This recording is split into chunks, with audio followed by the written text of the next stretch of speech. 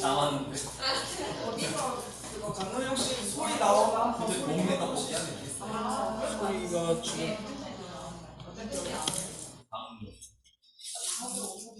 와이프가 이렇게 영상을 해놓은 줄 알았는데 영상이 아닌가 봐요. 음성이 안 나오나요? 영상을 올려놓은 줄 알았더니 영상이 아니에요. 아니 영상을 자기 올렸다 그랬거든. 아니 이게 영상이면은 소리 안 나네. 소리 나?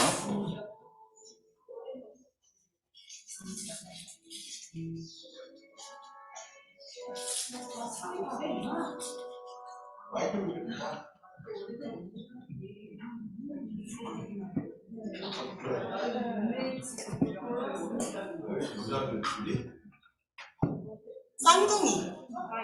이렇게 쌍둥이. 아는 사람이요? 아니요? 소리가 작게 나오네요. 개신교. 소리 나오긴. 네 나오는데 작게 나와요. 제가 좋아하는 노래.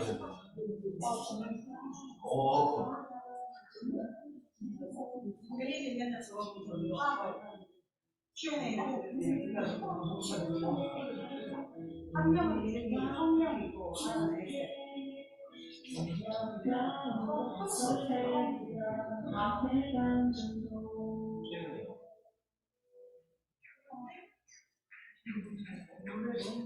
표정이 너무 예뻐가지고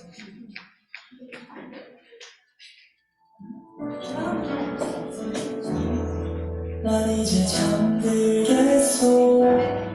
주님이 정한 때까지 당신을 만날 때까지 기다리겠소. 행복을 연습하겠소. 눈 잠긴 동산이 되어 어딘가 있을 그대여. 기도하고 기다리네 오늘도 난 스르르르 잠이 드네 주의 품에 물물에 잠긴 물처럼 내 맘은 그대 것이요. 그대만 빠질 수 있어. 오직 그대만 위해서 사랑하겠소. 내 맘을 노래하겠소. 그대를 기다리겠소. 주님의 때에 주님을 맺어주실 그대. 계절이 바뀌고 시간이 흐르고 내 눈에 비장이 거치고 계절이 바뀌고 시간이 흐르고 빗장이 풀리고 계절이 바뀌고 시간이 흐르고 내 눈에 빗장이 거치고 이제 넌 보이오. 그대가 보이오. 아름다워. 그댈 기다렸어. 매일 꿈꿔왔어. 주의 손을 잡고 아름다운 그대 모습 이제 깨어나오. 함께 걸어가오. 주가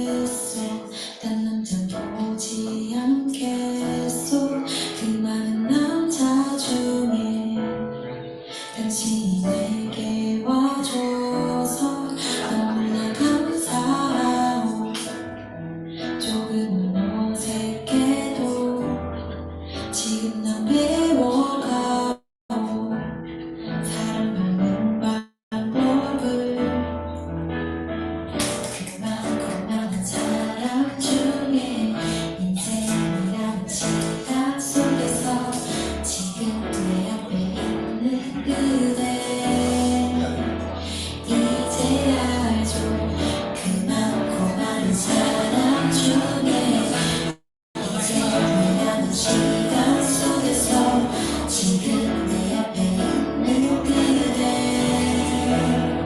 이제 알죠 그 많고 많은 사람 중에 인생이 가는 시간 속에서 지금 내 앞에 있는 그대 이제 알죠 이와의 시작처럼 우리는 만났었죠 기대하고 기뻐하고 뿌듯해서 잠을 잤죠 이와의 시작처럼 주님이 맺어주신 나의 친구 사랑해요 우리 서로 우리 서로 우리 서로 우리 서로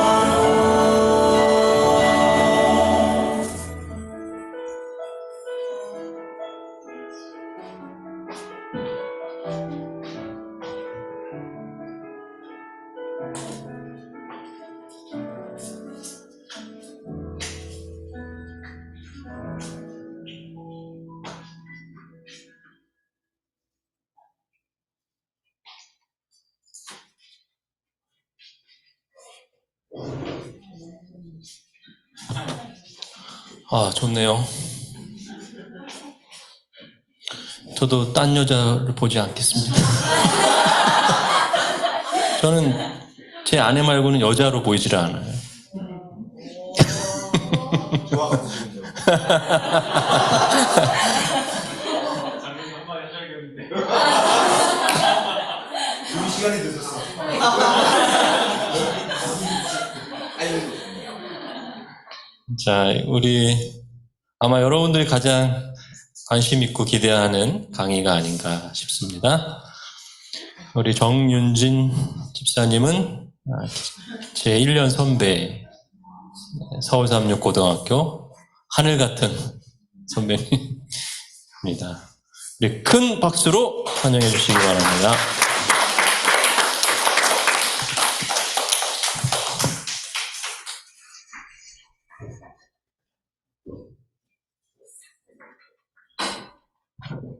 안녕하세요. 네, 소개받은 정윤진입니다.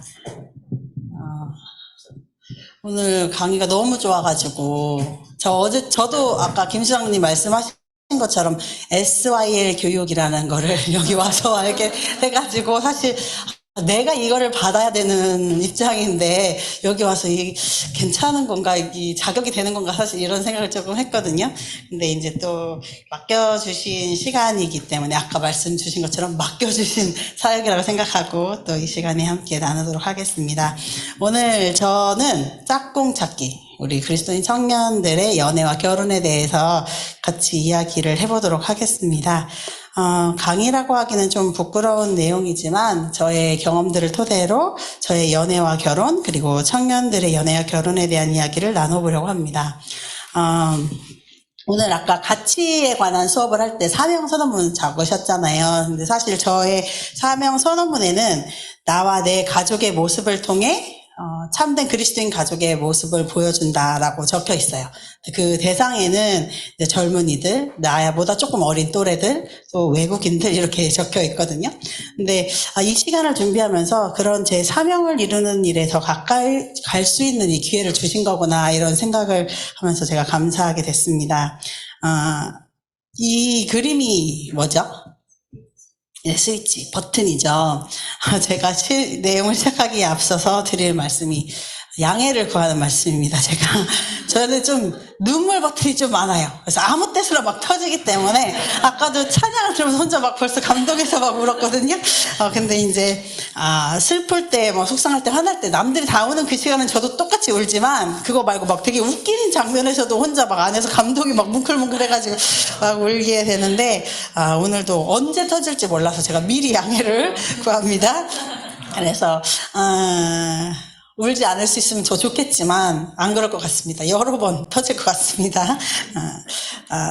이 사진을 보시면 내비게이션이잖아요. 우리가 요즘에 내비게이션 없으면 아무데도 못 갈 것 같은 그런 삶을 사는데요.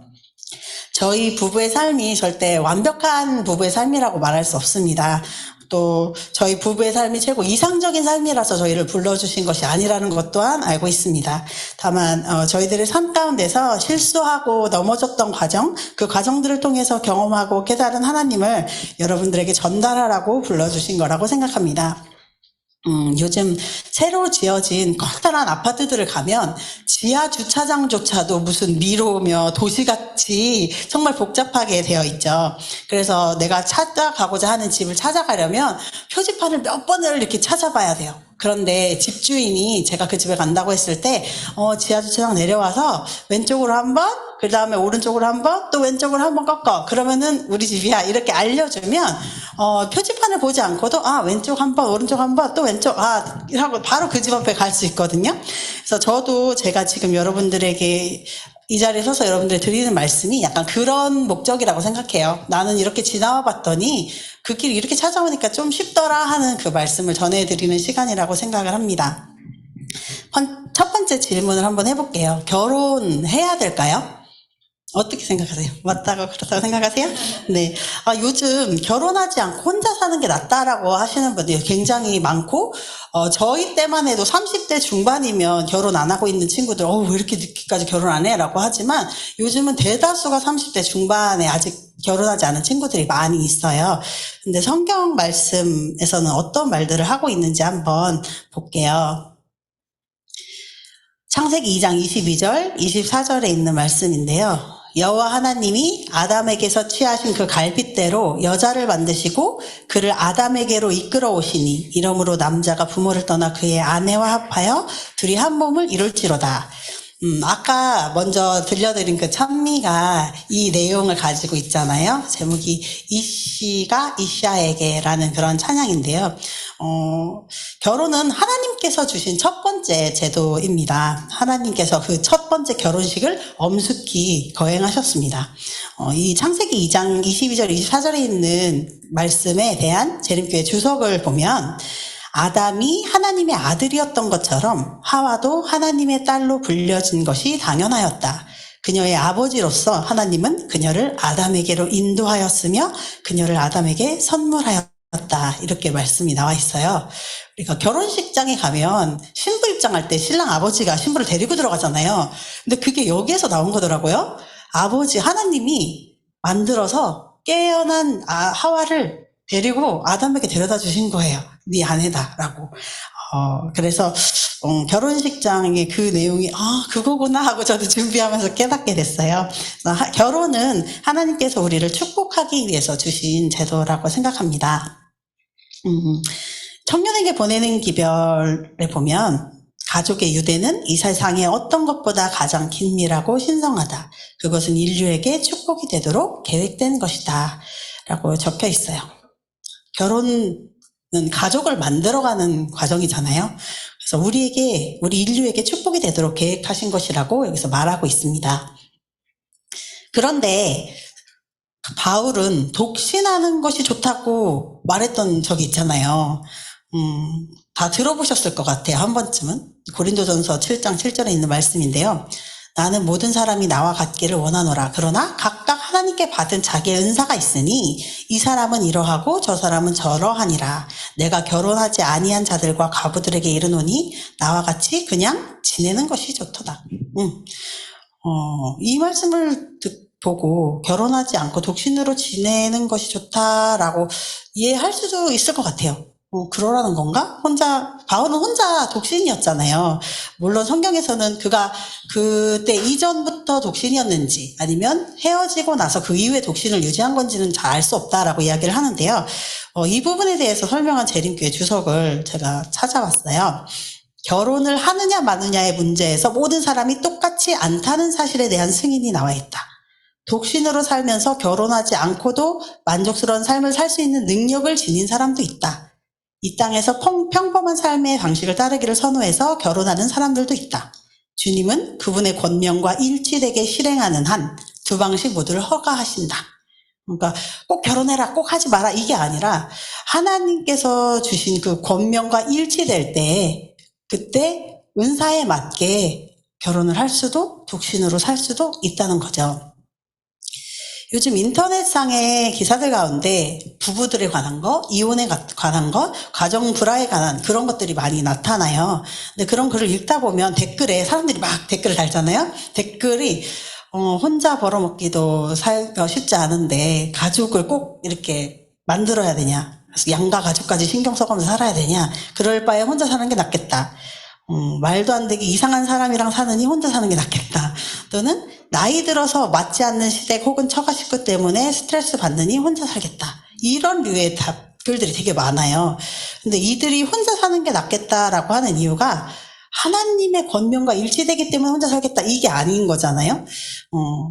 여러분들이 결혼을 선택하시든 독신을 선택하시든 그것은 하나님께서 주신 은사에 맞게 그분의 권면과 일치되게 실행된다면 그것이 하나님께서 선택하시고 주신 길이라고 생각이 됩니다. 이상적인 배우자상 다들 가지고 계시죠. 단순한 이상형 말고 이상적인 배우자상이 있으실 거예요. 물론 이게 외향적으로 이쁘고 잘생기고 키 크고 뭐 다 있지만 그건 다 자기 눈에 맞는 거니까 그건 기본적으로 다 가지고 계신 것 말고 그것보다 추가적으로 생각해 보신 것들이 있을 거라고 생각해요. 혹시 우리 표 전도사님은 생각해 보신 배우자상 중에 한 가지를 얘기해 보신다면 어떤 게 있을까요?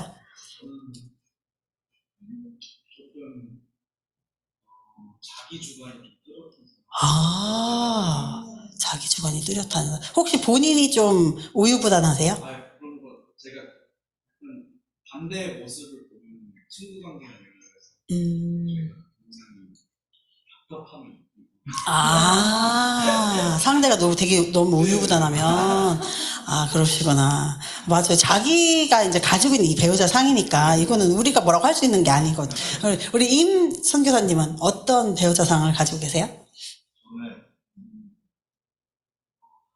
하나님을 주제로 대화할 수 있는 아주 중요하고 좋은 말씀이네요. 제가 이걸 준비하면서 저희 딸 어제 잠깐 왔었는데 고등학교 1학년이거든요. 그 딸아이랑 이런 얘기를 되게 많이 했어요. 근데 제가 이상적인 배우자 상에 대해서 이야기를 하니까 자기가 친구들이랑 백문백답을 하면서 쓴 게 있대요. 근데 엄청 길대요. 그러면서 저한테 카톡으로 보내줬어요. 그 중에 몇 개만 제가 추려봤어요. 매일 아침 또는 저녁에 아침 저녁 예배를 드리는 사람, 신앙에 대한 고민을 나눌 수 있는 사람, 똑같이 비슷한 내용이네요. 환경에 관심이 많고 나랑 같이 제로 웨이스트를 위해 노력할 수 있는 사람. 그러면서 저한테 찾기 힘들겠지? 이렇게 얘기를 하긴 했어요. 그리고 동물을 사랑하고 보조개 입는 예쁜 사람, 자기 감정을 다스릴 줄 알고 말보다 행동이 앞서는 사람이래요. 그래서 감정을 다스리는데 말보다 행동이 앞선다고? 되게 어렵겠는데? 라는 생각을 저 스스로 하긴 했어요. 하지만 화났을 때 행동 말고 말로 해결하는 사람. 본인의 생각이 굉장히 깊더라고요. 근데 찾기가 쉽지 않을 것 같다라는 그런 부담감이 좀 있었어요. 그리고 책 읽는 걸 좋아하고 잔잔한 음악 좋아하는 사람, 나랑 같이 선교를 다닐 수 있는 사람, 해외에 거주하는 것에 긍정적인 사람, 뭐 이 외에도 가족을 사랑하고 가족과 함께하는 시간을 중요하게 여기는 사람, 또 아이들이 홈스쿨을 하는데 동의하고 전적으로 지지하는 사람. 저희 딸이 중학교 과정을 홈스쿨로 했고 유치원도 홈스쿨로 하고 홈스쿨을 좀 했어요. 그랬더니 이런 그 이상형이 목록에 이런 게 있어서 그래 이건 이상형일 뿐이니까 나중에 돼서 어떤 사람을 만날지는 모르겠지만 그래도 기본적으로 가지고 있는 생각을 너무 벗어나지는 않았으면 좋겠다라는 생각이 좀 들긴 하더라고요.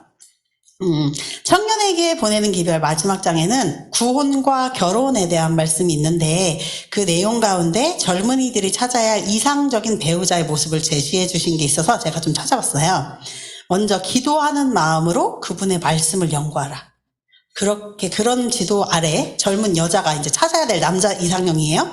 순진하고 남성다운 성품을 소유한 사람, 부지런하고 진취성이 있고 정직한 사람, 하나님을 사랑하고 두려워하는 사람만을 생애의 반려자로 받아들여야 한다. 이거를 제가 어제 집에서 예행 연습을 하고 왔거든요. 시간을 재보느라고 저희 딸을 대상으로.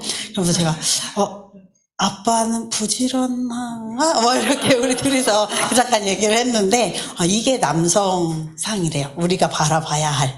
그러나 우리가 먼저 해야 될 것, 내가 기도하는 마음으로 그분의 말씀을 연구한 후에 그렇게 연구하면서 찾아야 되는 거죠. 반대로 남자분이 찾아야 할 여성상은 그의 곁에서 생애의 짐을 같이 지기에 적합한 여자, 그의 감화력이 자기를 고상하게 하고 세련되게 해줄 여자, 그의 사랑으로 자기를 행복하게 해줄 여자를 찾아야 한다. 이미 여기 결혼하신 분들이 하나, 둘, 셋 가정이 있는데요. 목사님 여기서 말하고 있는 이상적인 배우자를 찾으신 것 같으세요? 여기 다 나와 있어요. 여자. 대답이 너무 늦으신데요? 사모님이 안 계셔서. 네. 여기 여러분들께서는 여기에서 말하고 있는 이상적인 배우자를 찾고 계신가요? 찾고 계셨으면 좋겠어요. 사진 조금 죄송합니다. 제가 지금보다 좀 더 탱글탱글하고 젊어 보이는 사진을 찾다 보니까 무리가 되지만 이 사진을 골라봤습니다. 저는 모태 재림교인입니다. 초등학교부터, 전 유치원을 안 다녔고 초등학교부터 대학까지, 그리고 심지어는 직장까지 36 안에서 지냈습니다. 그렇게 사춘기가 돼가지고 이제 36학교 안에 있으니까요. 이성에 대한 생각도 달라지고 또 미래에 대해서 고민도 하게 됐는데요. 그때부터 저는 목사 사모가 될 거야 라고 생각을 했습니다. 목사 사모라는 게 직업도 아니고 특별한 것이 아니잖아요. 물론 아까 일과 영성 시간에 우리가 직업이 꿈이 아니다라고 얘기를 하셨지만 저는 목사 사모를 꿈을 가지고 생각했던 것 같아요. 그래서 목사 사모가 되기 위해서는 어떤 공부를 하면 좋을까 이렇게 생각을 했어요. 내가 뭘 잘하고 뭘 좋아하고가 아니라 목사 사모가 되려면 뭘 공부해야 되지? 이렇게 생각을 한 거예요. 그래서 진로에 대한 고민을 하기도 했어요. 그래서 목사 사모님에도 유행, 트렌드 같은 게 좀 있더라고요. 그래서 이렇게 보면 지금 한 50에서 60대는 간호사이신 사모님이 많으세요. 그리고 40대쯤에는 피아노 전공하신 분이라든가 유아교육을 전공하신 분이 많으세요. 우리 김차희 사모님도 간호를 전공하셨죠. 네. 그러니까 제가 보니까 그 시대마다 목사님들이 내가 교회에서 사역을 할 때, 이런 분이 필요하겠어. 라는 생각을 가지고 배우자를 좀 찾으셨던 것 같아요. 그래서 저도 대학은 여기 어딘지 아시죠? 삼육대학이죠. 삼육대학을 당연히 가야 된다고 생각했어요. 그런데 목사 사모가 되기 위해서는 유아교육과, 제가 다닐 때는 유아교육과가 많았어요. 그래서 유아교육과를 가야겠다라고 생각을 했어요. 근데 그 당시에는 유아교육과가 2년제, 의명대학교 2년제였어요. 근데 이제 제가 그러면 2년제니까 내가 공부를 열심히 해서 전액 장학금으로 가야겠다. 그래서 공부를 하고 준비를 했는데 고3 때 담임선생님께서 아니 이 점수로 4년제를 갈 수 있는데 왜 2년제를 가느냐, 그러면서 사회복지학과를 써보라고 그랬어요. 아까 누가 사회복지 하신다고 그랬는데요, 사회복지학과를 가보라고 하셨어요. 그래서 그래.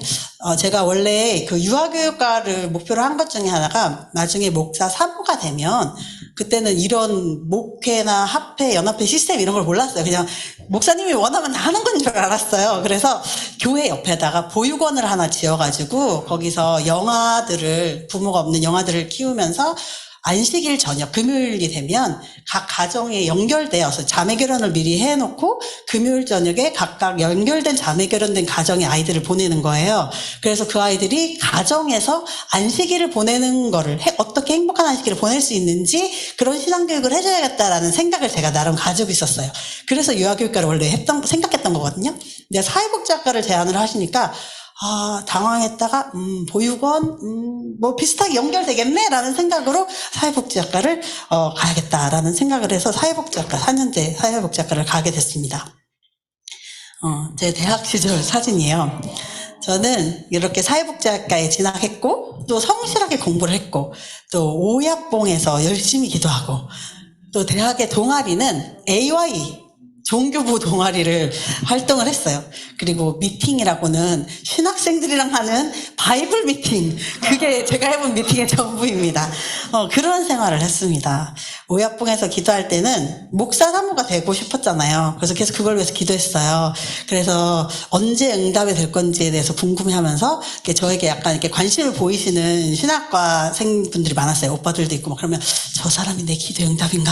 저 사람의 기도의 응답인가? 약간 이런 생각들을 했거든요. 근데 이 얘기를 듣고 저희 딸이 진짜냐고 물어보더라고요. 그래서 진짜로, 왜냐면 기도의 응답이 뭔지 모르니까 그런 생각을 했었어요. 그런데 저는 목사 사모했건과는 멀어 보이는 한 분을, 저기 계신 분을 만났습니다. 저는 저의 기도의 응답으로 주실 상대에 대해서 신학생, 기본 신학생, 그리고 나이는 나보다 1살, 많으면 1살, 아니면 동갑. 이 정도로 기준을, 저 나름의 기준을 가지고 있었던 것 같아요. 근데 어느 날 저보다 나이도 무려 4살이나 많으신 신학생도 아니고 음악을 전공하는 학생을 만나게 된 거예요. 그래서 진지한 만남으로 발전되기 전에도 오야뽕에 가서 기도했어요. 저만의 기도 자리가 있잖아요, 가면 보통. 거기서 하나님, 저는 목사 사모가 되고 싶다고 기도했는데 이 사람 만나야 되는 게 맞을까요? 나중에는 이 사람이 나이가 그때 26, 전 22이었거든요. 되게 어리잖아요, 지금 생각하면. 근데 나이가 26이나 됐기 때문에 지금 저 사람을 제가 진지하게 만나면 결혼을 해야 될 것 같은데 26이나 됐잖아요. 결혼해야 되는데 만나도 되는 게 맞아요? 그거에 대해서 되게 많이 고민을 하고 기도를 했어요. 근데 그 당시 제가 오빠라고 부르던 저 아저씨는 한 교회 지휘를 맡고 계셨어요. 그래가지고 매주 화요일 저녁, 금요일 저녁, 안식일 예배에 지각도 하지 않고 열심히 출석하시는 분이었어요. 게다가 무려 목사님의 아드님이셨어요. 신앙이 엄청 좋아 보였어요. 그래서 저의 오랜 기간 동안의 제목이었던 목사 사모라는 그 기도 제목을 슬그머니 내려놓고 다른 그림을 그리기 시작을 했죠. 매주 3일 이상을 교회 성실하게 출석하는 사람, 그리고 청년회장이었어요. 또 그래, 좀 아저씨 같았지만 이제 좀 친해지고 오빠 같이 되어버려서 오빠, 그분과의 미래를 좀 상상을 해봤죠.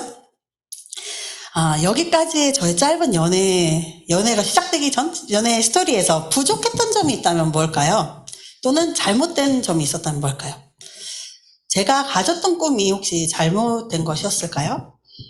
저도 분명 기도를 했는데, 그리고 그게 하나님의 뜻이라고 생각을 했는데, 근데 제가 돌이켜 생각해 보니까, 왜 하나님 나한테 목사 사모, 내가 그렇게 오랜 기간 동안 기도했는데 목사 사모가 되지 않게 하셨을까? 그런 생각을 가지고 사실 결혼 이후에도 계속 생각은 하긴 했었거든요.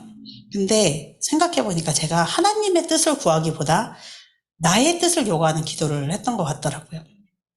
제가 만약에 하나님을 더 잘 알았더라면, 하나님이 어떤 분이신지를 알았더라면 목사 사모가 되게 해주세요 보다 목사 사모라는 게 저에게 주신 비전이 맞나요? 그거를 알기 위해서 더 많이 기도했을 것 같아요. 근데 저는 그렇게 기도하지 못했던 것 같아요.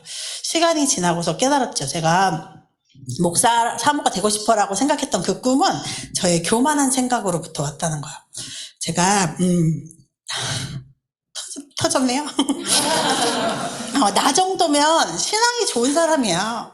나도 되게 아까 말했잖아요. 미팅이라고는 신학과생이랑 하는 성경 공부 바이블 미팅, 동아리도 AY, 종교 동아리 그런 거를 했던 사람이니까, 또 고등학교 때도 저 AY였거든요.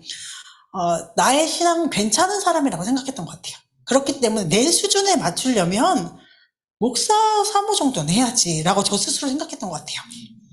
그거를 나이가 들고 그러니까 연애와 결혼을 하는 그 사이에서 그걸 깨달았던 것 같고, 나이 들어서 결혼 생활을 하면서 더 심하게 깨달았던 것 같아요. 내가 교만했구나.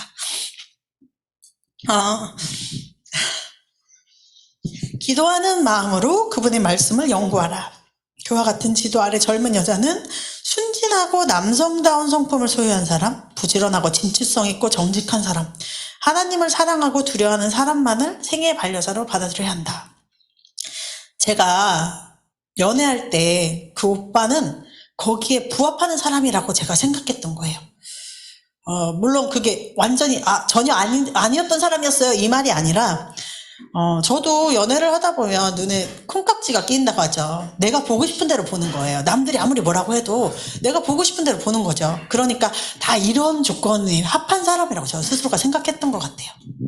그리고 그 부분에 조금 더 기도하고 해야 될 부분에 저 스스로가 좀 덜 예민했던 것 같아요. 게리 토마스의 연애학교라는 책이 있습니다. 우리 36 열린교회 청년분들께서는 읽으신 분들이 좀 많이 있는 것 같은데요. 여기에 이런 말씀이 있습니다. 하나님이 지으신 우리 뇌의 생리를 보면 연애 감정은 모래시계와 같다. 상대에게 홀딱 반해서 깊이 사랑에 빠지는 순간은 모래시계를 거꾸로 돌려놓는 순간이다. 이 모래시계가 지속하는 시간은 평균 12에서 18개월이다. 모래가 내려오는 시간이 2년 정도로 길어질 수 있지만 결코 아주 길지 않고 또 강도도 똑같지 않다. 처음에 그때 강도가 계속되지 않는다는 거죠. 연애 시절에 제가 그 오빠를 볼 때는 앞에서 말한 완벽한 이상적인 배우자 상이라고 생각하기보다 제가 스스로 그렇게 믿고 싶었던 것 같아요. 그 재림 신도의 가정에 이런 말씀이 있더라고요. 이 단계에 나아가려고 하는 자들은 엄숙하고 기도하는 마음으로 결혼의 중요성에 대해서 깊이 생각해야 되며 그들이 과연 하나님의 뜻에 일치하는 길을 따라가고 있는지 여부를 알 수 있도록 하나님의 권고를 구해야 한다. 제가 물론 기도했죠. 기도하면서 결혼을 준비했죠. 근데 하나님의 음성이라는 걸 들으려고 한다기보다 나의 요구와 나의 상황을 하나님께 줄줄이 얘기하는 그런 기도를 했던 것 같아요. 하나님의 음성을 듣는 기도를 한다는 것을 알게 된 지 얼마 되지 않았어요. 그러니까 저의 이런 조건이니까 맞는 거겠죠? 결혼해도 되는 거겠죠? 저는 이렇게 기도를 했던 거죠. 신실한 그리스도인이라면 하나님께서 자신이 가는 길을 찬성하신다는 것을 알지 아니하고는 결혼 문제에 대한 그의 계획을 추진시키지 말 것이다. 제가 결혼할 때 하나님께서 이 길을 찬성하신다라는 거를 알려고조차 했는지 모르겠어요. 그냥 내 감정에 더 집중했던 게 아닌가? 그래서 저는 이미 결혼했잖아요. 여러분은 아직 결혼하시기 전이니까 이 말씀을 다시 한번 새겨보셨으면 좋겠어요. 그렇다고 해서 제가 하고자 하는 말이 전 결혼 잘못했어요 이렇게 말하려고 하는 게 아니라는 걸로 그렇게 알아주셨으면 좋겠어요. 만약에 제가 결혼하기 전에 이 부분에 대해서 더 확실하게 알았고 그렇게 했더라면 제가 깨닫게 된 것들을 깨달은 이후에 가졌던 그 행복함을 더 먼저 처음부터 가질 수 있지 않았을까 그런 생각에 여러분들에게 그 시행착오의 기간을 줄여보시라고 이 말씀을 드리는 거예요. 제가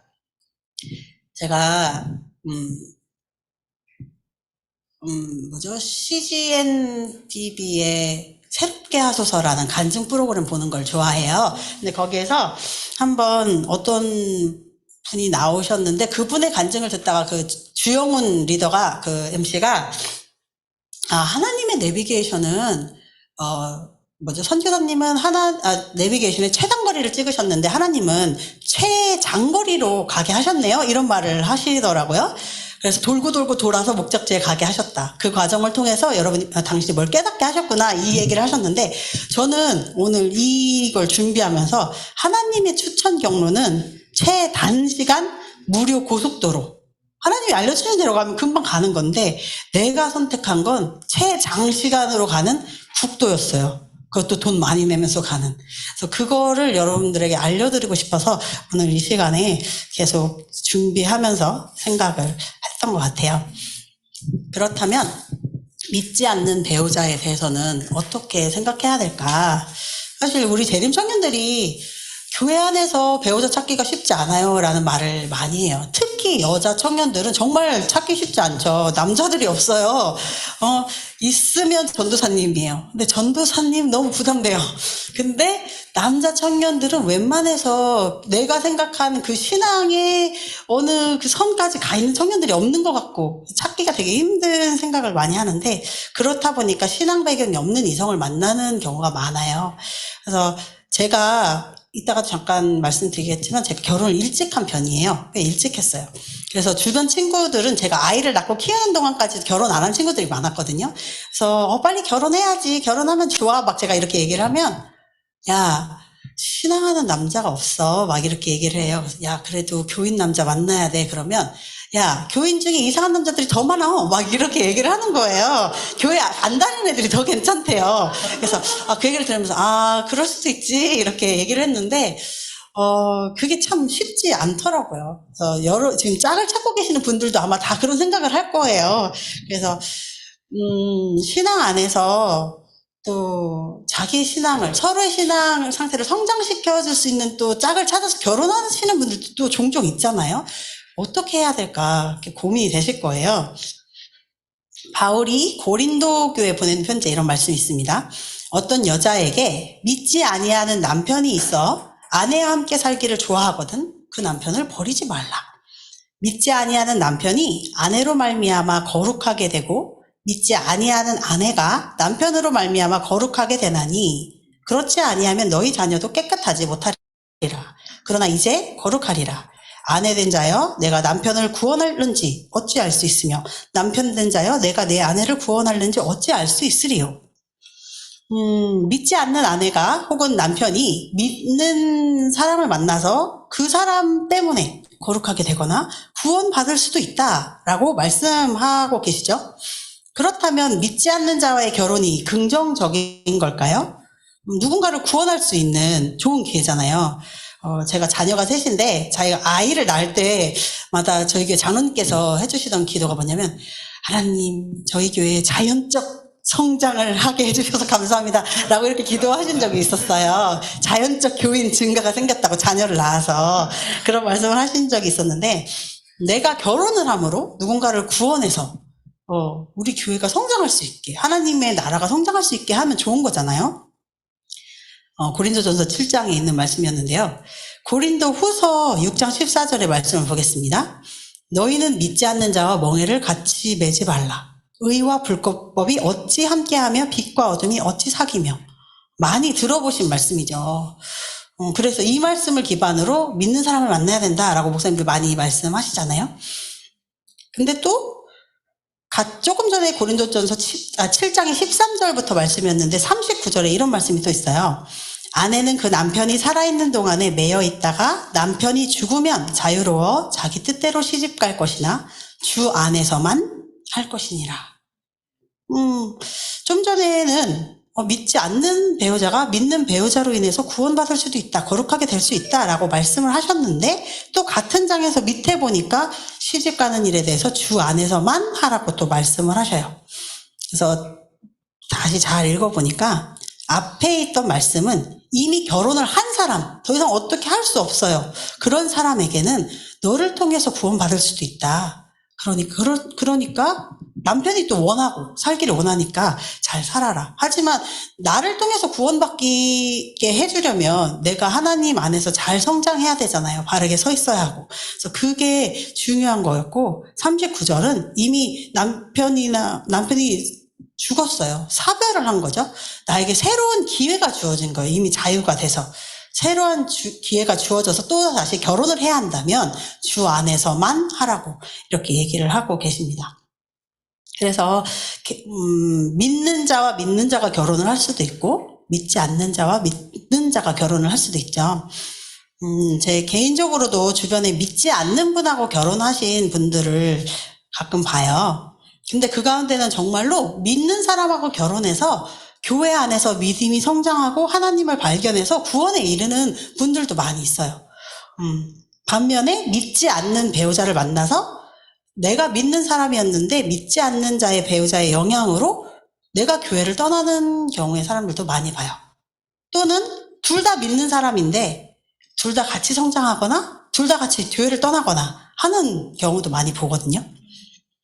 그래서 이 부분에 대해서는 제가 꼭 믿는 사람하고 해야 돼요. 믿지 않는 사람하고 하면 안 돼요. 뭐 이렇게 믿는 사람 만나서 구원하셔야죠. 이렇게 제가 할 수 있는 부분은 아닌 것 같아요. 하나님께 질문하시고 답을 기다리시고 행동하셔야 하는 부분인 것 같아요. 하지만 제가 아까 말씀드린 것처럼 내 눈이 뭔가에 씌어가지고 하나님의 뜻을 읽지 못하고 내가 원하는 바로 내가 해석하고 싶은 대로 해석해서 하는 선택은 하지 않도록 그 부분에 대해서 정말 다른 어떤 사람보다 더 많이 기도하고 더 많이 오랫동안 답을 구해야 하는 것 같아요. 그래서 육의 눈으로 볼 때 나한테 아름다운 짝을 찾기보다는 영의 눈으로 볼 때 하나님께 아름다운 사람, 하나님께서 나를 위해 준비해 주신 그 사람을 찾을 수 있게 해달라고 그렇게 기도하시길 바랍니다.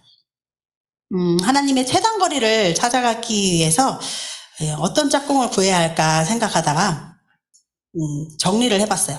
나랑 같이 기도할 수 있는 짝꿍, 그리고 함께 말씀을 나누고 비전을 공유할 수 있는 짝꿍.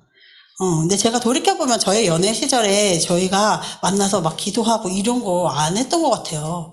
그리고 하나님의 말씀을 나누고 이런 거 안 했던 것 같아요.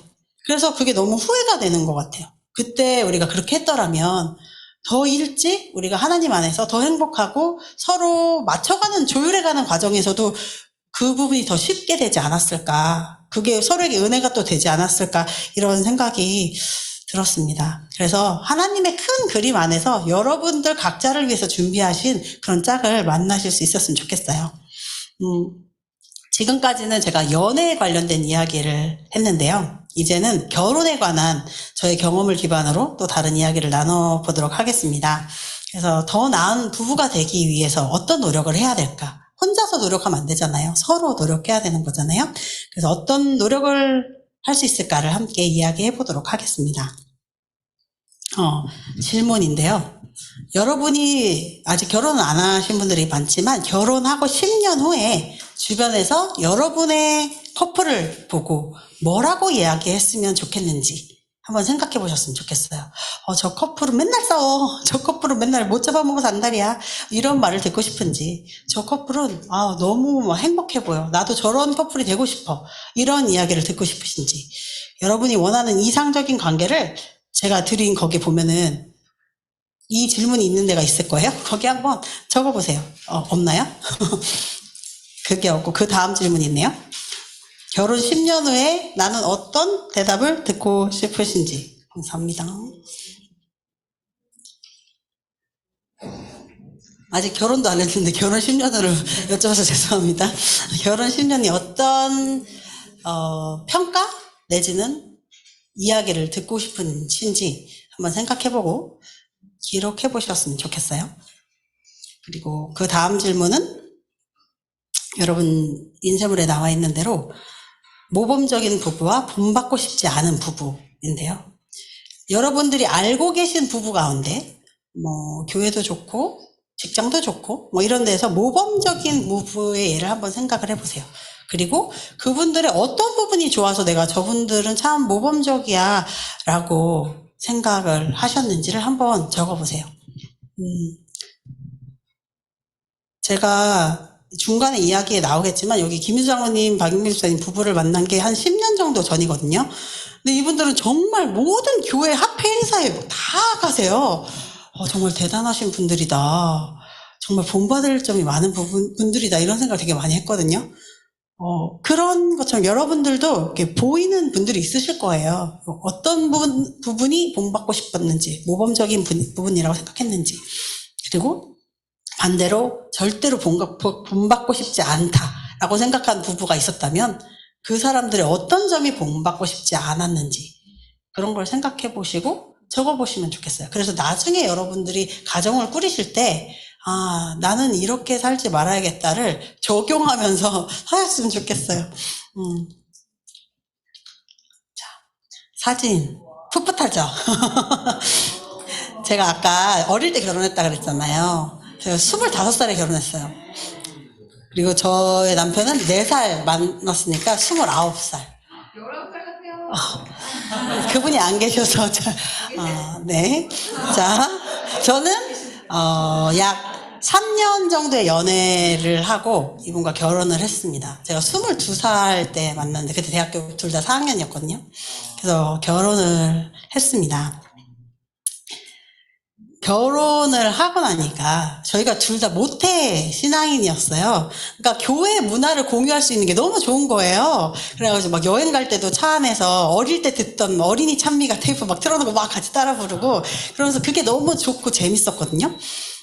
그리고 지금 보시면 이렇게 막 교회 청년들, 아까 마가의 다락방 얘기하셨잖아요. 저희 집도 안식일 오면 다 청년들이 저희 집에 왔어요. 결혼한 집은 우리밖에 없었으니까 청년들이 갈 데가 없는데 저희 집이 갈 데가 생긴 거죠. 그래가지고 이렇게 다 모여서 활동을 했죠. 근데 그거는 교회 활동이었어요. 교회 활동. 우리가 교회 안에서 배우자에 대해서, 이상적인 배우자에 대해서 생각을 할 때, 아까 저도 말했지만 화요일, 금요일, 안식일 예배 지각도 안 하고 찬양대 지도하고 청년회장이야. 정말 신앙심이 좋은 사람이야. 라고 교회 활동은 바로 신앙심이라고 이렇게 연결지어 생각하는 경우가 많은 것 같아요. 그래서 사람들이 결혼하기 전에 청년활동 진짜 열심히 해가지고 신앙심이 좋은 사람이라고 생각하고 결혼했는데 아니더라고 이렇게 말하는 사람 있어요. 진짜 있거든요. 자주 있어요. 물론 저도 그리고 저희 신랑도 서로의 모습을 보면서 교회 활동 열심히 하는 사람은 신앙심이 좋은 사람, 그러니까 저 사람 괜찮은 짝이네 라고 저희도 서로를 그렇게 생각하고 결혼을 하기로 결심했던 것일 수도 있어요. 그래서 결혼 초에 아기가 없을 때 또는 첫 번째 아기가 있을 때까지만 해도 이렇게 청년들을 다 데리고 와서 저녁 먹여주고 막 이렇게 했단 말이에요. 여기 이제 외국인들도 되게 많은데 제가 학원에서 삼육학원에서 일을 했어가지고 학원 외국인들이 많이 있어요.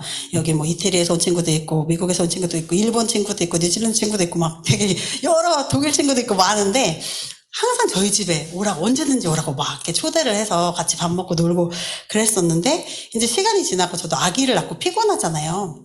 아기가 생기면 막 집안이 엄청 지저분해져요. 그런데 그전에는 좋았던 것, 우리 집에 와, 오늘 우리 집에서 저녁 먹자 막 이렇게 했던 것들이 우리 신랑이 오늘 어디 갈 데 없으면 우리 집에 와 막 이렇게 얘기하면 우리 집에 오라고? 먹을 것도 없는데? 청소도 안 했는데? 뭐지? 막 이런 생각이 드는 거죠. 예전에는 결혼 전에는 가자 어디 가자 이렇게 하면 리더십 있어, 주도적이야 뭐 이렇게 생각했던 게 시간이 지나고 결혼하고 부부가 되니까 상의도 없이 자기 혼자 막 정하고 그래 막 이렇게 되는 거죠. 그러면서 막 불평하고 당황하고 내가 볼 때 나랑 너무 안 맞아, 내가 보기엔 저건 잘못된 거야 막 이렇게 생각하는 게 늘어나는 거죠. 이쯤에서 이제 약간 성향에 대해서 생각을 해볼게요.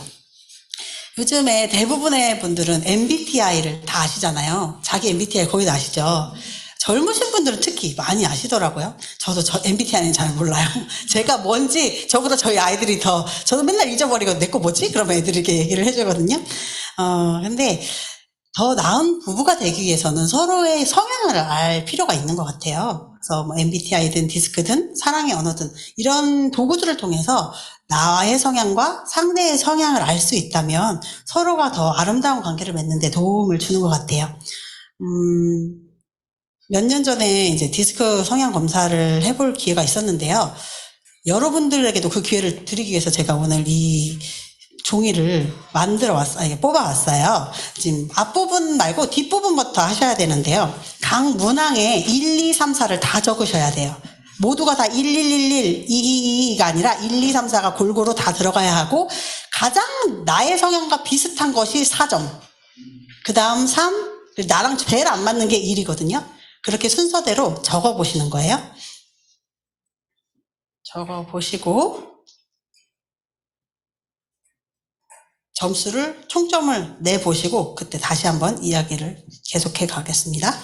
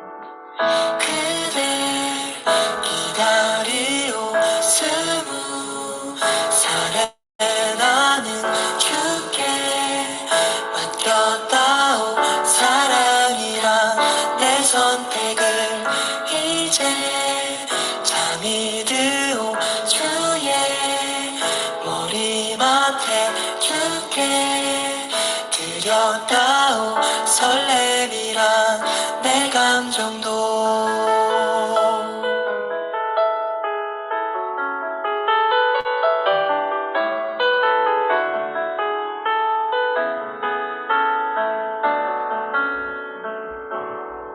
난 이제 잠들겠소 주님이 정한 때까지 당신을 만날 때까지 기다리겠소 행복을 연습하겠소 문 잠긴 동산이 되어 어딘가 있을 그대여 기도하고 기다리네 오늘도 난 스르르르 잠이 드네 주의 품에 우물에 잠긴 물처럼 내 맘은 그대 것이요 그대만 가질 수 있어 오직 그대만 위해서 사랑하겠소 내 맘을 노래하겠소 그대를 기다리겠소 주님의 때에 주님이 맺어주실 그대 계절이 바뀌고 시간이 흐르고 내 눈에 휘장이 걷히고 계절이 바뀌고 시간이 흐르고 빗장이 풀리고 계절이 바뀌고 시간이 흐르고 내 눈에 휘장이 걷히고 이제 난 보이요 그대가 보이요 아름다워 그댈 기다렸어 매일 꿈꿔왔어 주의 손을 잡은 아리따운 그대 모습 이제 깨어나오 함께 걸어가오 주가 주신 동산 다스리며 걸어가오 이제 보내 내 이샤를 그댈 보내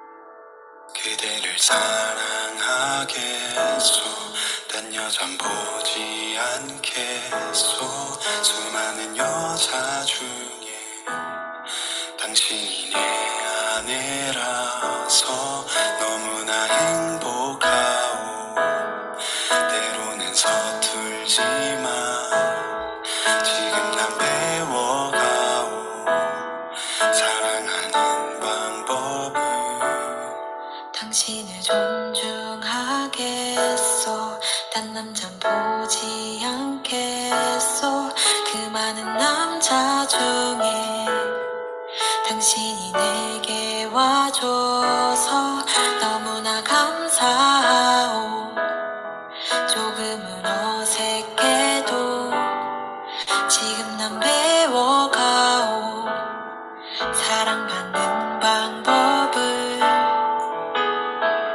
그 많고 많은 사람 중에 인생이라는 시간 속에서 지금 내 앞에 있는 그대 이제 알죠 그 많고 많은 사람 중에 인생이라는 시간 속에서 지금 내 앞에 있는 그대 이제 알죠 그 많고 많은 사람 중에 인생이라는 시간 속에서 지금 내 앞에 있는 그대 이제 알죠 이제 만났었죠 기대하고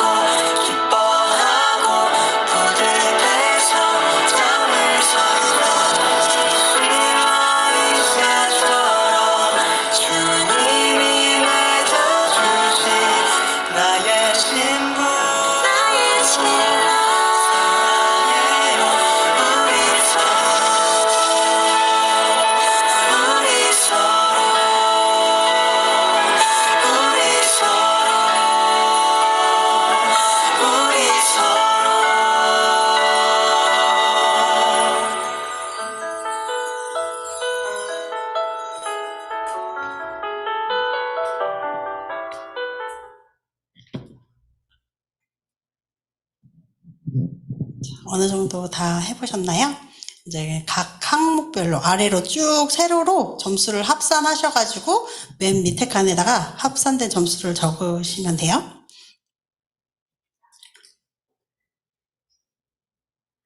제 점수는 이거 무슨 오디션 프로그램에서 점수 얘기하는 거네요. 제 점수는 이렇게 표시를 하면은 DISC 중에 I와 S가 46점씩으로 이렇게 높이 나와 있고요. D는 23점, C는 37점 이렇게 나와 있어요.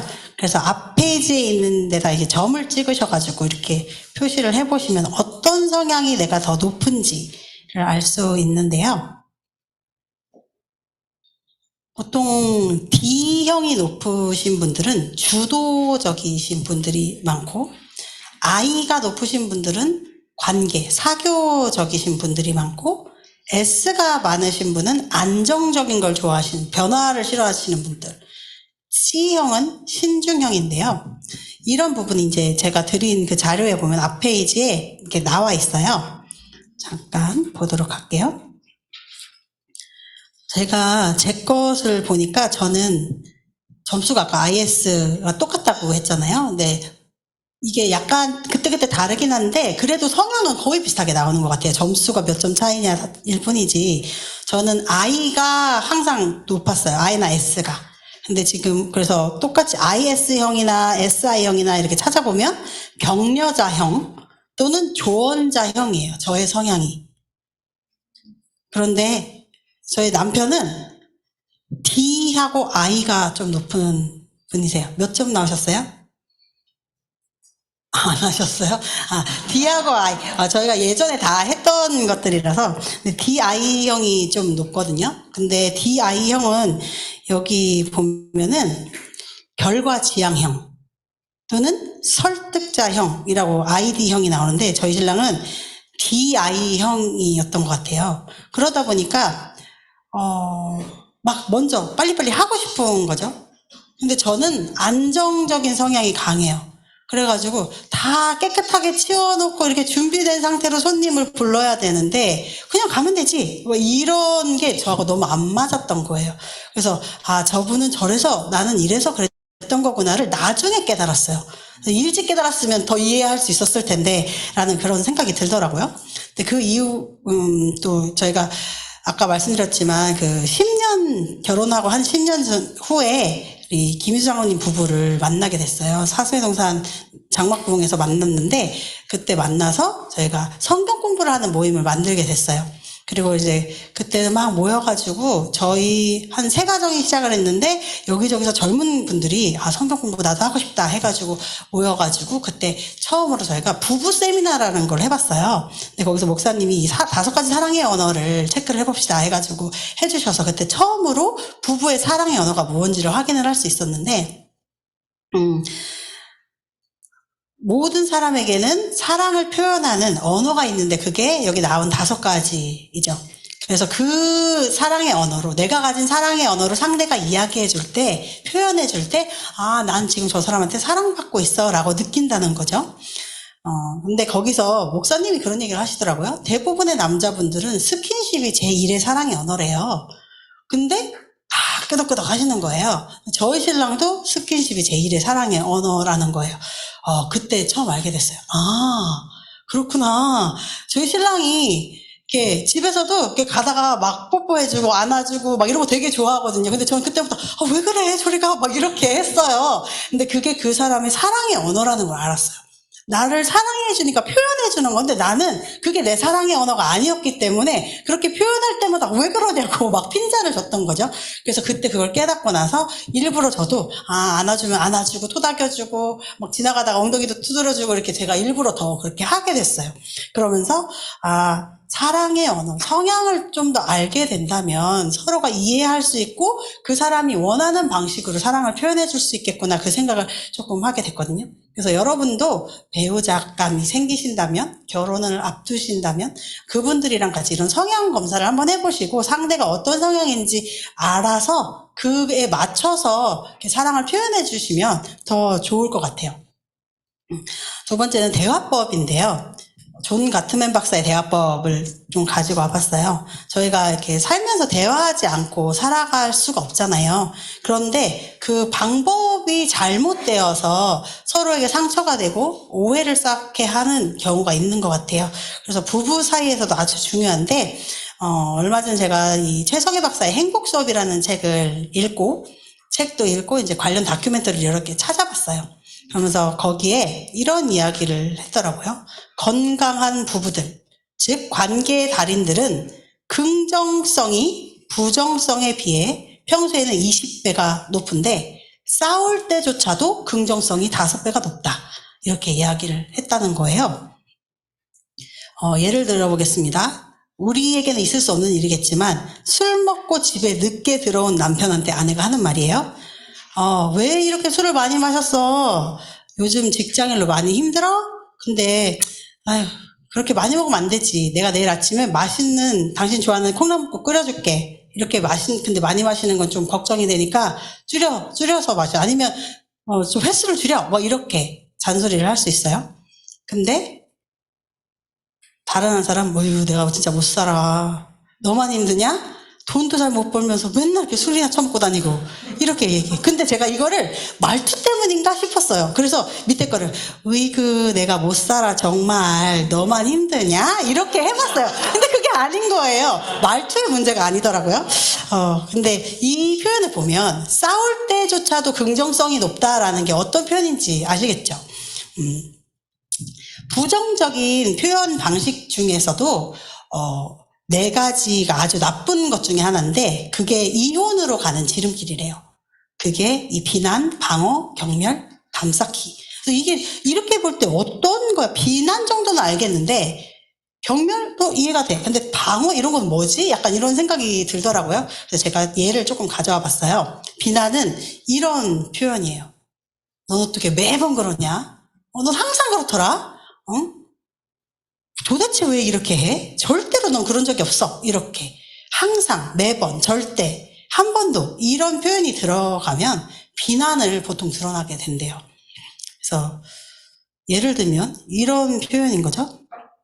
넌 집에 있으면서 한 번도 제때 다림질을 해놓은 적이 없어. 도대체 집에서 하는 일이 뭐야?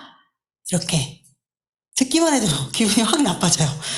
근데 이런 표현을 듣는 사람은 좋은 대답을 하기가 쉽지 않죠. 그리고 좋은 대화가 이어지기가 쉽지 않아요. 그렇게 되면 이런 질문, 이렇게 쏴대면 상대는 방어라는 기제를 가지게 되는 거예요. 그럼 넌 뭘 잘했는데? 응? 이게 네 탓이지 내 탓이야? 너도 그러잖아. 이런 게 방어라는 거죠. 저도 싸우면서 지도 그러면서 이런 생각할 때가 많았어요. 지금은 좀 많이 이런 걸 알고 많이 훈련을 스스로 하려고 노력하는데 방어의 대표적인 형태가 상대를 역으로 공격하는 거래요. 그럼 너도 그렇잖아. 이렇게 하는 거죠. 제가 사실 이 대화법을 최근까지도 제가 썼었어요. 하루는 아침에 가족 예배를 이렇게 마치고 이제 제가 아침에 7시 반에 말씀 나눔을 하는데 7시 10분에 가족 예배를 드렸어요. 그래서 이제 예배를 드리고 이렇게 급하게 들어가야 되는데 책상 위에 좀 지저분했어요. 제가 좀 정리를 잘 못해요. 그래가지고 저분도 아시는데 그 전날인가 제가 뭘 하다가 펀치로 막 뭘 뚫고 거기 똥똥똥한 게 되게 많았어요. 근데 막 바닥에도 되게 많아가지고 제가 바닥을 열심히 치웠거든요. 근데 바닥에 집중하느라고 위를 까먹은 거예요. 근데 그 전날 밤에 그렇게 치웠는데 아침에 예배가 끝났는데 야, 책상 좀 깨끗이 정리하라. 이게 뭐냐? 아침에 예배 끝나고 이렇게 딱 얘기를 하는 거예요. 근데 순간 거기서 확 저도 올라온 거죠. 거기서 제가 미안해. 내가 바닥은 치운다고 채웠는데 이걸 깜빡했네. 내가 맨날 그러네. 미안해. 이렇게 했으면 지나갔을 거를 책상 밑은 치웠는데 밑엔 깜빡했다고. 그럴 수도 있지. 뭐 그렇게 기분 나쁘게 말해. 이렇게 말을 하고 말씀 나눔하러 가야 되잖아요. 그러고 들어간 거예요. 그래서 막 계속 혼자 씩씩거렸어요. 지가 치우면 되지. 지도 매번 어지러운 거 놔두면서 왜 나한테만 꼭 그래? 그러면서 제가 속으로 하는 거니까 지라고 얘기를 하지. 이렇게 대놓고는 그렇게 안 해요. 한번 그렇게 했다가 엄청 혼났거든요. 그래서 그러면 안 하는데 그날 엄청 부글부글 막 화가 나가지고 말씀 묵상이 잘 안 되는 거예요. 근데 이제 상대 이렇게 같이 나눔을 세 분이 하시는 한 집사님이 그런 얘기를 하시는 거예요. 늘 남편 때문에 힘들다 그 남편의 탓으로 막 얘기를 했었는데 어느 날 하나님이 나한테 그 얘기를 하시더라. 너도 똑같은 죄인인데 왜 네 남편 얘기만 해? 이렇게 생각이 확 들었다는 거예요. 그러면서 집사님이 그 얘기를 하시는데 제가 갑자기 막 눈물이 막 쏟았어요.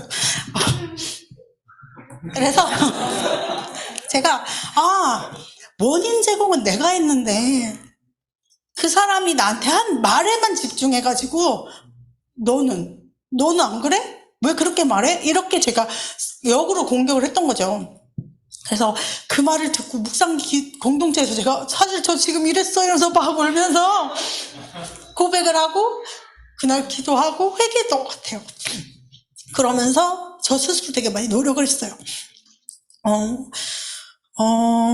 이 내용, 이게 저희 집에서 나왔던 그 내용입니다.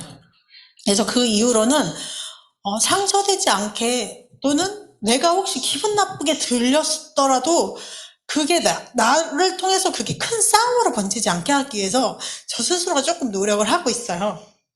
근데 그 다음 표현법은 경멸이래요. 제가 볼 때 이런 표현을 쓰실 만한 분은 안 계시지만 그쵸? 근데 이렇게 말하시는 분들이 있대요. 그래서 부부 치료 세미나 이런 데 오시는 거예요. 이런 것 때문에. 그래서 이 존 가트맨 박사의 대화법에서 그 존 가트맨 박사는 경멸은 사랑이라고 하는데 황산을 뿌리는 행위라고 이렇게 표현을 했다고 하더라고요. 그만큼 치명적인 거죠. 야, 넌 어쩜 이렇게 안목이 없냐? 역시 취향이 싸구려야. 이런 말 안 할 것 같죠? 있어요. 제가 아는 어떤 분이 신혼여행 갔다 왔어요. 시부모님을 위해서 선물을 사왔는데 이렇게 얘기하시더래요. 그래가지고 그 말을 듣고 엄청 울었다고 그런 얘기를 하셨어요. 취향이 싸고 너는 우리 집을 뭘로 보는 거니? 이렇게. 근데 실제로 이런 분들이 있어요. 교인이에요. 안 그런 줄 굉장히 그분은 이게 내가 상대를 경멸했다고 생각하지 않으시는 거예요. 그냥 내가 평소에 쓰던 말이고 내가 그게 상처가 될 거라고 생각하지 않는 거죠. 근데 이렇게 이야기를 하는 거예요. 정말 피해야 할 대화법인 것 같아요. 마지막으로 다음 쌓기인데요. 아유, 또 시작이네. 남자들이 많이 하잖아요. 집에 와가지고 피곤해갖고 집에 와서 가방 던졌는데 막 뭐라고 하면 또 시작이네 이러면서 그러면 남자들이 들어가서 잠이나 자야겠다 이렇게 한다는 거예요. 그래서 일반적으로 대화의 시작은 여자가 시작한대요. 약 80% 정도는 여자가 먼저 대화를 시작을 한대요. 그런데 여자가 말을 시작하면 당신 오늘 멋있네 이게 아니라 오늘 아침에 갈 때 왜 그렇게 놓고 갔어? 갔다 오자마자 양말을 왜 이렇게 벗어? 이렇게 하는 거죠. 그러니까 남자들은 지겨워 또 시작이네 이렇게 된다는 거죠. 그러면 여자들은 연애할 때는 되게 배려심 있고 잘 들어주고 이러던 남자인데 결혼하니까 변했다고.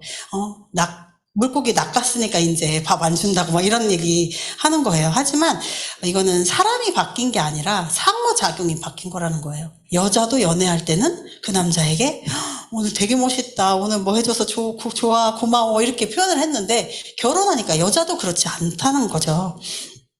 여자가 만약에 먼저 부드럽게 했다면 남자도 부드럽게 또는 자기의 수위를 낮춰서 했을 건데 그런 부분에 대해서 서로 조심해야 된다는 거예요.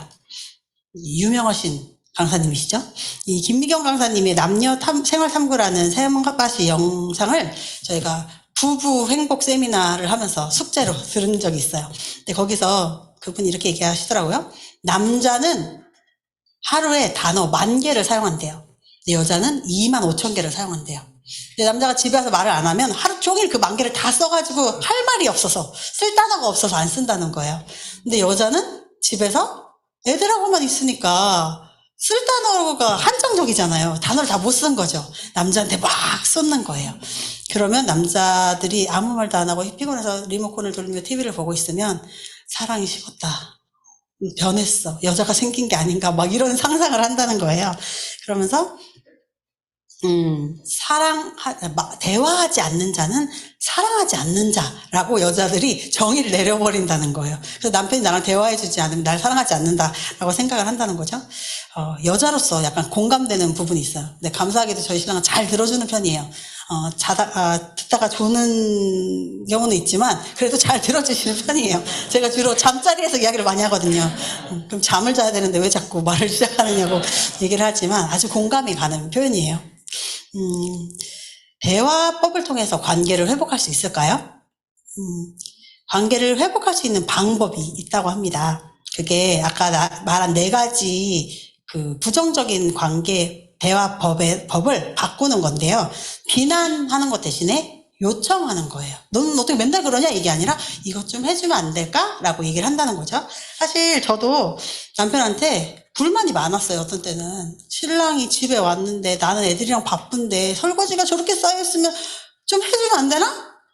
내가 해달라고 뭐라고 할 때까지 기다리나? 약간 이런 생각을 했어요. 근데 신랑이 오늘 그러더라고요. 남자들은 다 그래. 이게 딱딱 집어줘서 이거 해. 그러면 다 하는데 뭉뚱그려서 뭘 해줘야 될지 몰라. 그러니까 말을 해. 설거지가 필요하면 설거지 좀 해줘. 그럼 내가 해주면 되고, 음식 쓰레기, 쓰레기를 버려줘. 그러면 해주면 되잖아. 그러니까 짜증내지 말고 말을 해. 라고 얘기를 하더라고요. 그래서 그 뒤로는 좀 그렇게 하는 편이에요. 그래서 사실 요즘에도 제가, 오빠, 나 음식 쓰레기 버릴 게 있는데 지금 바쁜가? 오빠가 못 나가면 나 혼자 나갈 수는 있는데 같이 가주면 더 좋겠는데?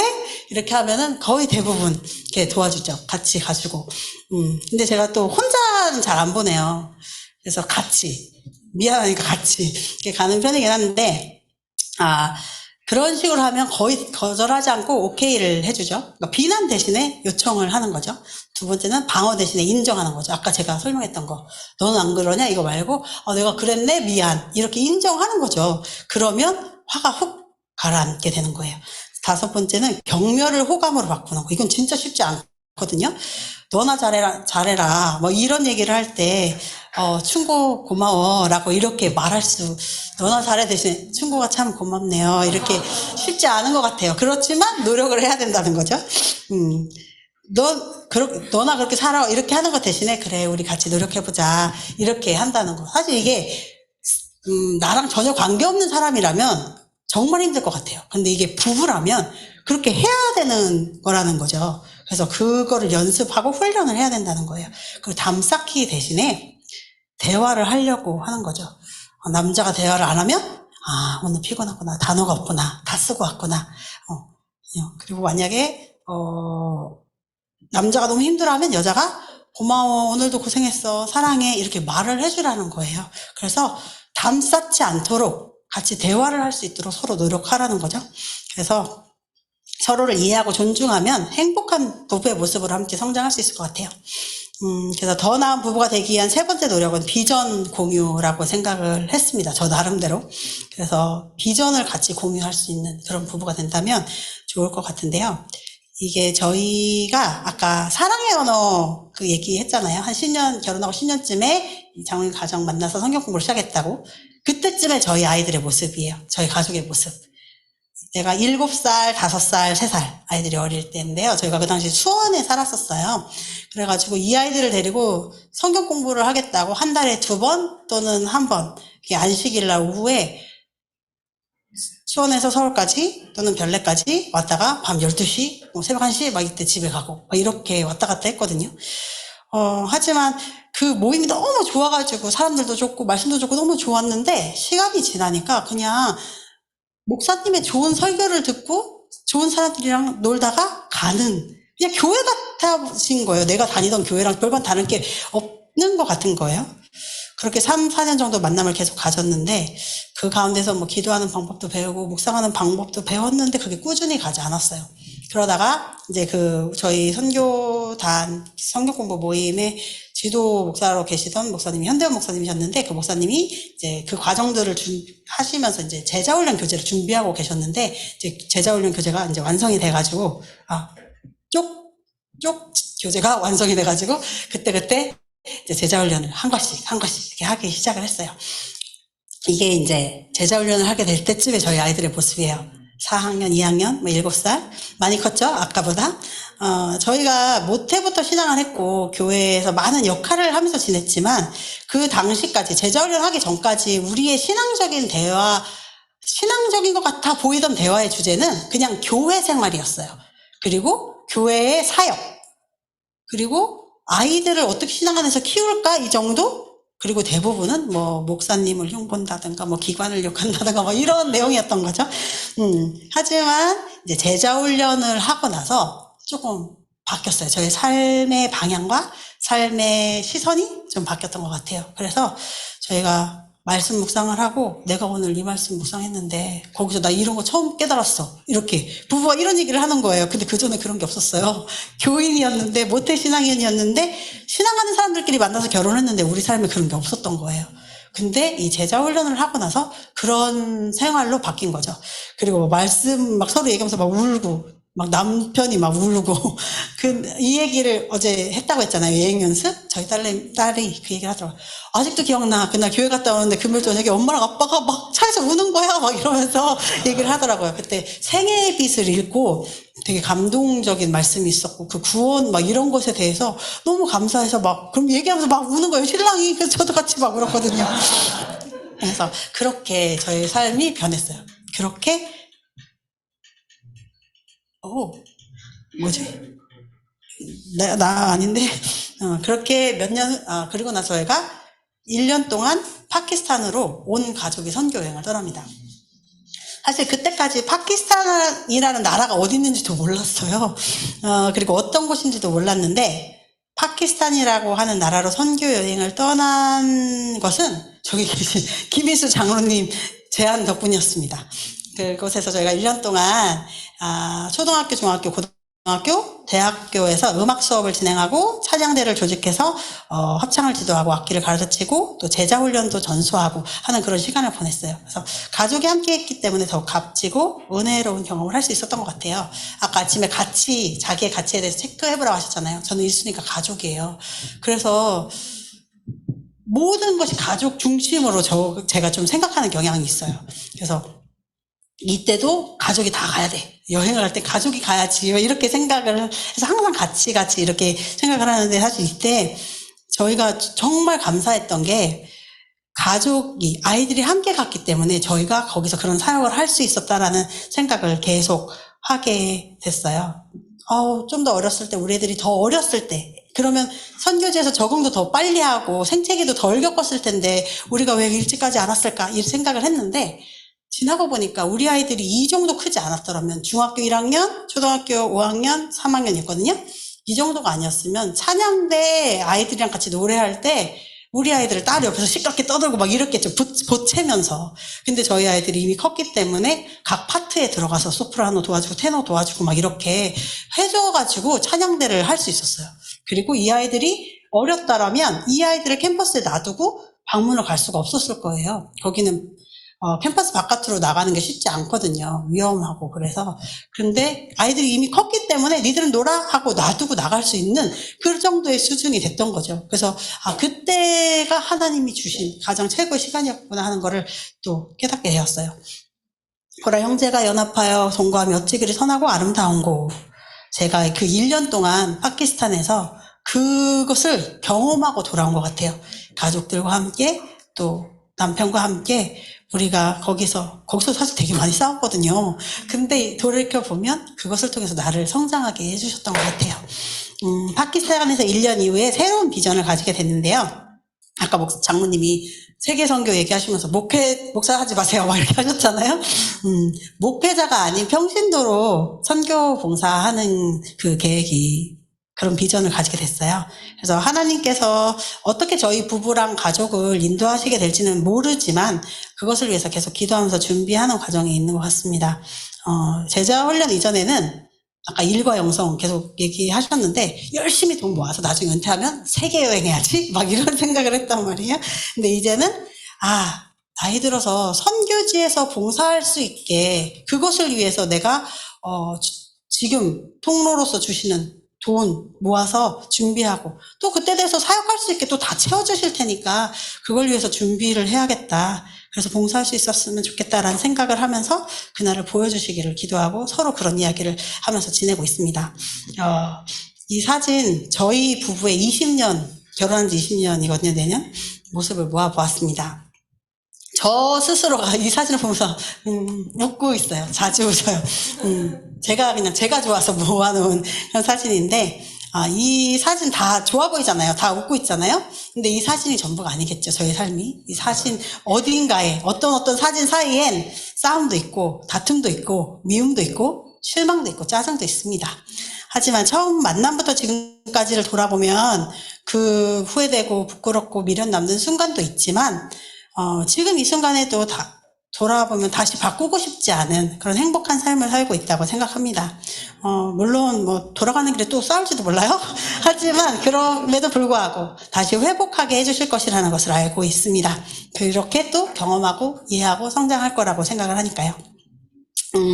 이 시간을 준비하면서 딸아이랑 굉장히 많은 이야기를 했어요. 저희 딸아이가 홈스쿨을 하고 있기 때문에 집에 있는 시간이 많아서 밥 먹으면서도 이런 얘기하고 하는데 너는 연애학교 책 읽을 때 어땠어? 제가 이렇게 물어봤거든요. 그랬더니 아이가 거기에서는 아까 12개월에서 18개월 유효기간 얘기하잖아요. 길면 2년. 근데 엄마랑 아빠를 보면 그렇지도 않겠다라는 생각이 들어. 오랫동안도 그렇게 서로 뭐가 씌인 사람들처럼 사랑하면서 살 수 있겠구나 이런 생각이 들어. 이렇게 딸이 얘기를 하더라고요. 그래서 그 얘기를 들으면서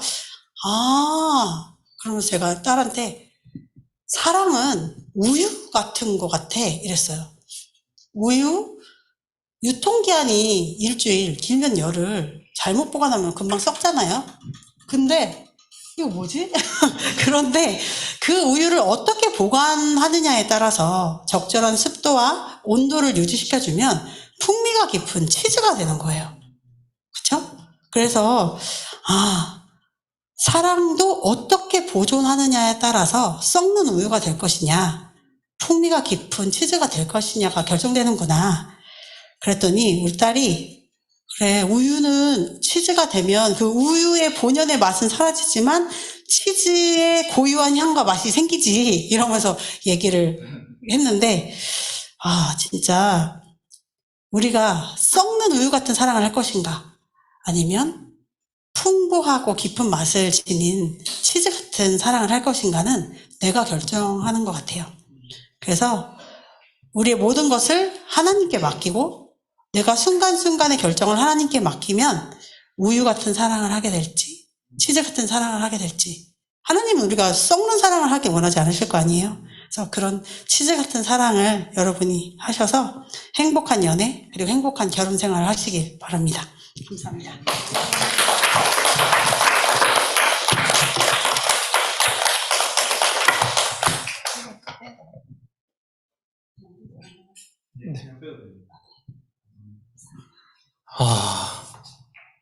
눈물의 강의.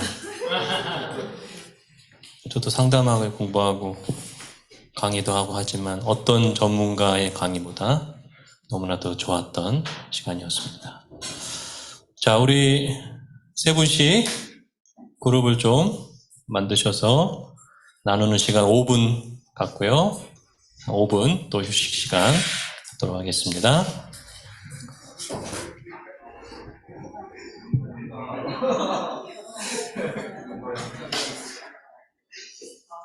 너무 아무 데서나